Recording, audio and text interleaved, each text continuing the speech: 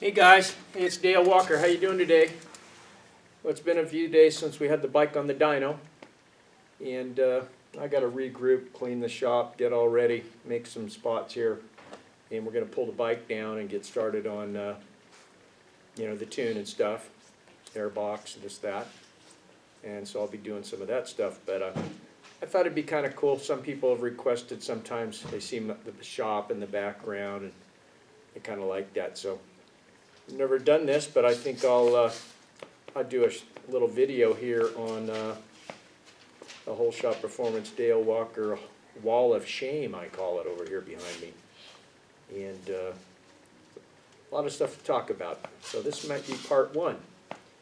And try not to make the video too long. The video for the dyno is so darn long. So anyway, let's get over there and I'll show you some of my old history and stuff. I think you get a kick out of it from back in the fossil day. See you in just a minute. Anyway, that's Igor. That's my 1250 Bandit project bike with all my widgets on it. The one that was in Cycle World and a couple other magazines. It's a freaking awesome bike. Love Igor.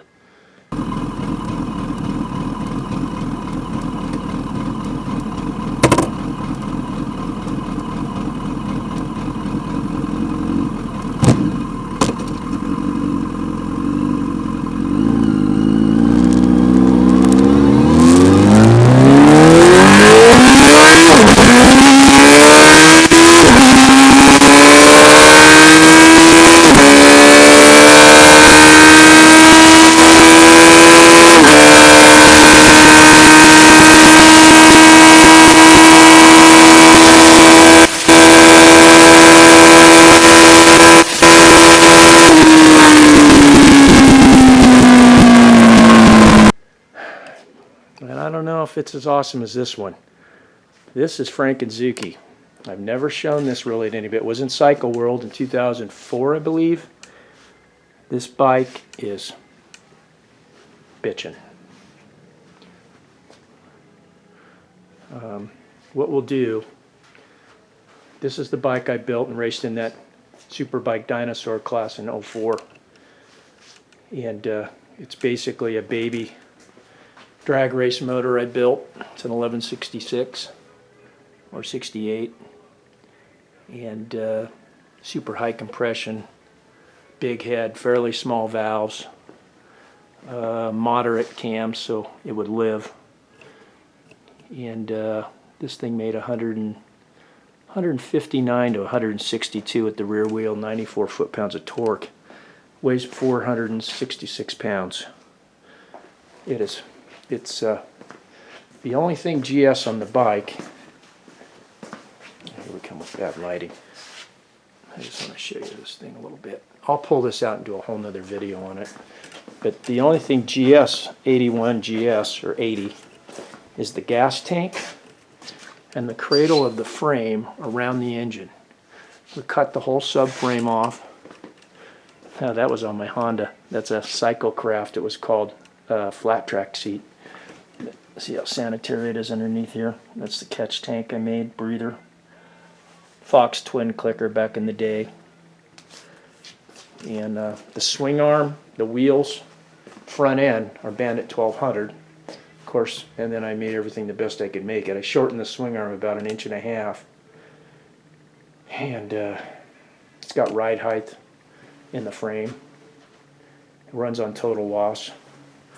My brother-in-law Paul is my fabricator. He used to own a shop, Orb Engineering, built off-road cars.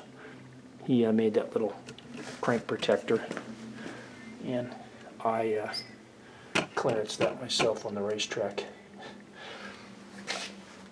So anyway, I went racing with this thing in '04, and it took me a few races to have it not kill me and make it handle good, and I had the shock revalve 2 or 3 times and played with the front end. Finally got it to handle pretty darn good. And got a 4th, I got a 2nd, and got a 1st. Said, okay, I want to race. And I parked it. I didn't want to toss it down the road and tear the ass end off. I have an idea with that. It hasn't ridden since 2005. Maybe I should get that thing and get it running again. And put a license plate on it and do a video for you. Yeah, here's the second place. See Super Dinosaur. First place. This is my national #1 1985 drag bike champion trophy. There's Frank and Zuki from Cycle World. Was in that American Flyers series. Here's me on the bike at Sears Point going down the carousel, Infineon. Here's my my wife Lisa. That's my little mini bike hitting, holding the gold. Here's my pro street bike. It was sponsored. It was sponsored. It was featured in Cycle World, I think in '90. Don Canet rode the bike. And this is the national championship plaque, 1991, #1 plate. Here's my patent on my push-button electric shifter.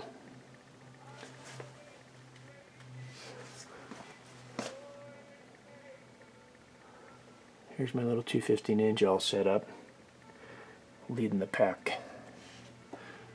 Here is the 1984 Top Fuel Eliminator, a Western Series champion in Top Fuel. Here's my trademark and everything for the Holeshot Super Tune Pro Tuner.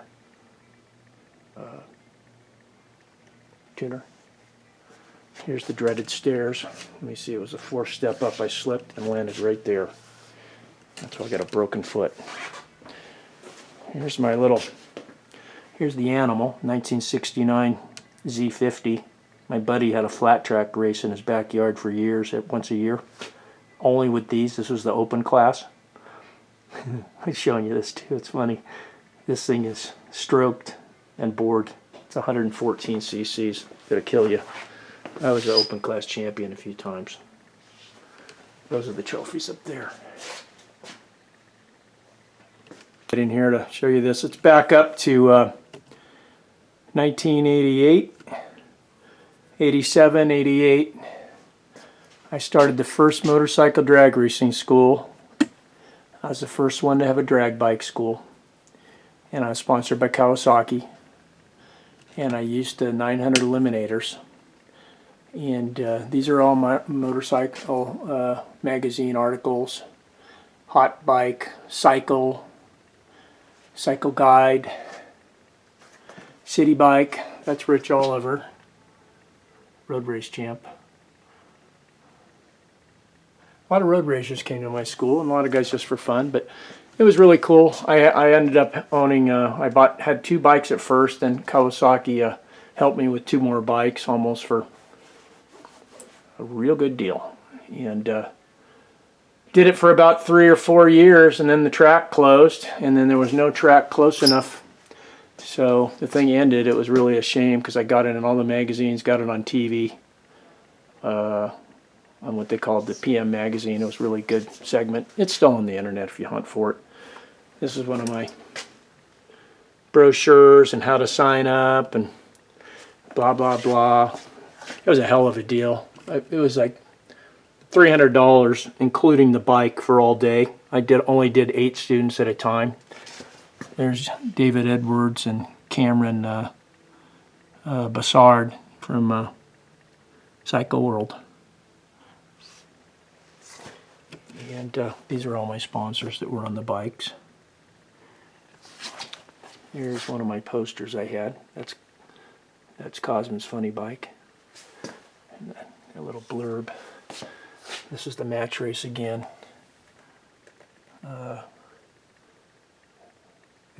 That's me, that's Nigel Patrick, that's it from Balance, and then more little article in the school, another Cycle World article, and then these are a few things. Hopefully I get by these reflections in here. It's just terrible.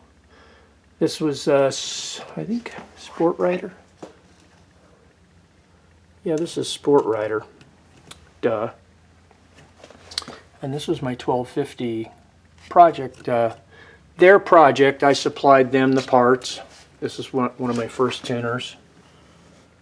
And removing the secondaries. Everybody does now flash. Like I'm going to do on the green bike. I can pretty much match a flashing. There's just more things you can do with the flash, like the fan and this and that, and maybe a revel in it and stuff like that. But I made almost 30 horsepower gain. Here's my here's the dyno charts. They made 27 horsepower. Unreal. This is one of my original. I gotta lift this up. This thing's got it came loose on the wall. Wrecked him. This is one of my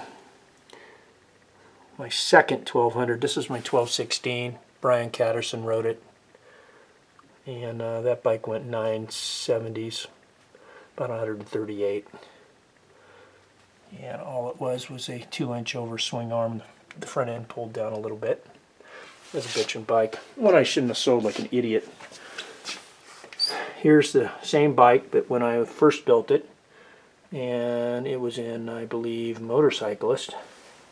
Yeah, Motorcyclist. And that's when it made about 132 horsepower.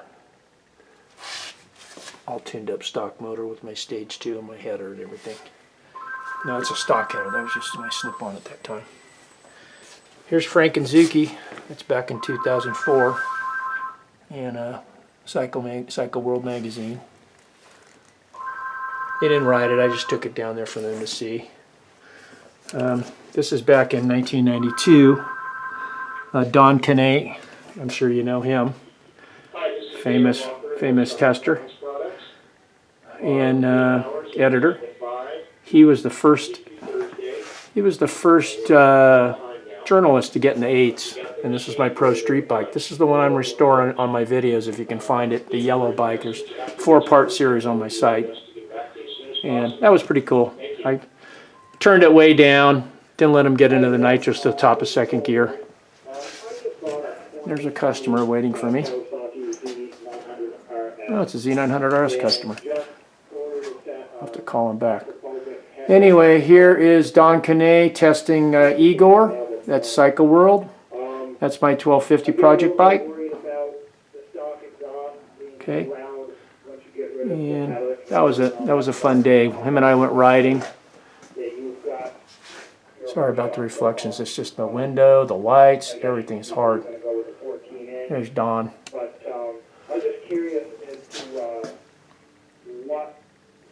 So anyway, that's about it. What we can do is another time I'll feature just a couple bikes on where the plaques are over there, and what we'll do, and I'll tell you the backstory about a couple of those. But this kind of does it for now. There's a lot more to it. This is only about 1/4 of my history. All the old trophies got thrown out. That's me at my first shop in 1980. It's another one racing the Corvette with my dad.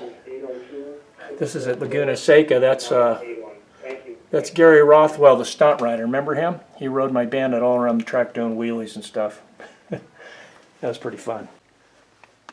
Okay, guys, we got enough time for one backstory here on this particular bike and what had happened back in the day. So that is Cosman's small tire sit-up funny bike.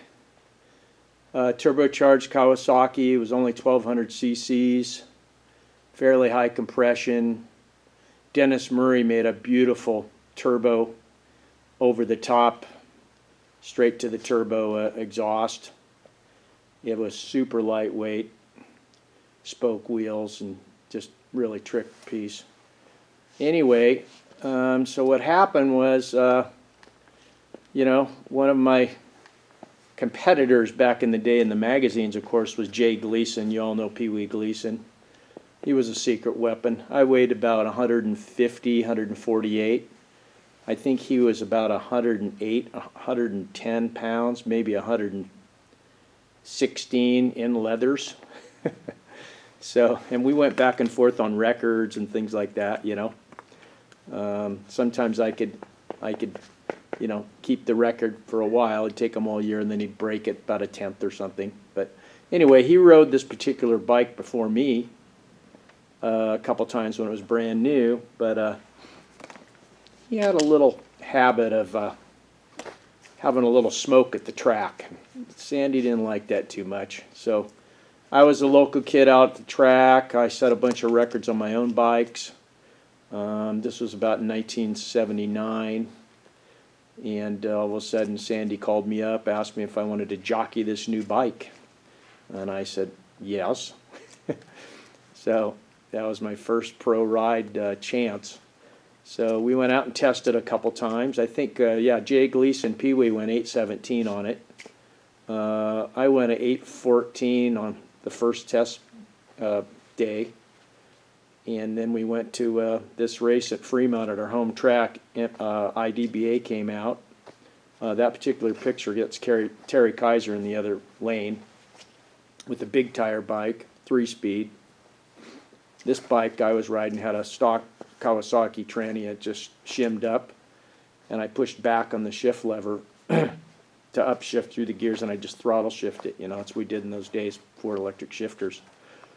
Anyway, at that race, that's the race in May of 1980, I believe it was. I went 795 and was the first gas bike in the 7s in that configuration, funny bike, to get in the 7s on gas only. Ran a 166.66, the devil sign, so we called it 167.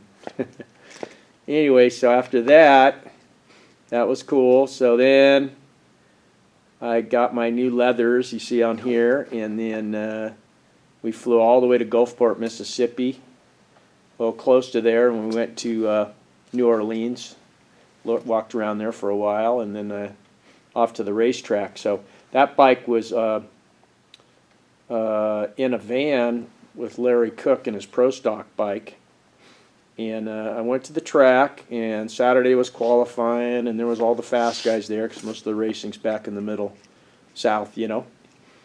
And Bruce was on an injected nitro bike, a bunch of turbo bikes. Anyway, I was the only one with a small tire. I ended up I think there was 12 bikes. I qualified third. And so we were pretty stoked. I was only about, I don't know, 23 years old or something then. First pro ride, had my leathers on the airplane, you know, it was just awesome. So then, come out the next morning, and Larry we were staying at a Holiday Inn, come out the next morning, and all there is on the ground is some glass, and his van is completely gone. Nowhere to be seen. So both bikes, his Pro Stocker, we had turbo parts and stuff, and Cosm's bike was in his maxi van, Dodge van, and they were gone. So I went from a total high, we all did, to an unbelievable low. So I got on the airplane. Luckily I had my new leathers with me. Got on the airplane, flew home, and that was the end of it. So months went by, Sandy put a reward out, and Larry Cook got a call from somebody and asked him if they wanted to buy his Pro Stock bike back. They could still kickstart his Pro Stocker. Larry broke the Vance and Hines record at the time on his Kawasaki. He was a badass with Kawasaki motors back then. And anyway, he broke Terry Vance's record on his own Kawasaki, and they were street racing it, like in Chicago and Illinois and all over the place. So it was, the guy's name of the leader of the pack was Big Willie. And so Larry went, they asked him, he said, yes, I want to buy my bike back.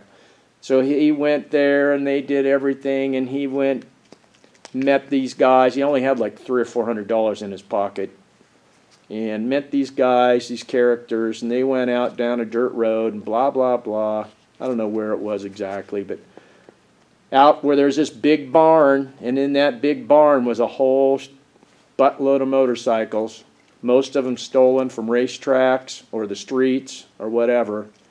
And over in the corner, there was Larry's bike, and there's Sandy Cosman's bike. And you see the little scoop down in the front? We called that the shit scoop. That was Sandy's neat little air dam he made. The batteries were under there and catch can and stuff. That had a little chip on it when they unloaded it, and that was it. They never started the bike. They didn't even know how to start it. So we got the bike back. That was about a year and a half after it got stolen, the whole deal. And we got the bike back, and then I went and raced it again a few times. Then Sandy sold that chassis because I was like his test pilot. I test the Pro Stock bikes, some of the Harley, real trick little Harleys he made, and all drag racing stuff, and funny bikes. And we'd race a bike maybe, 5 races, 6 races, then he'd sell that chassis, and he'd already be developing something different with the motor pushed back, the wheel in a different spot, all that kind of stuff, So, but that was the story about that bike, that Sandy Cosman funny bike right there. And that was a hell of a story and a hell of a ride. So that's it on this one. We'll do a backstory on a couple other ones I showed you in the pictures. Better end it now. It's getting long. Subscribe, hit the bell, thumbs up. Thanks, guys. See you on the next video.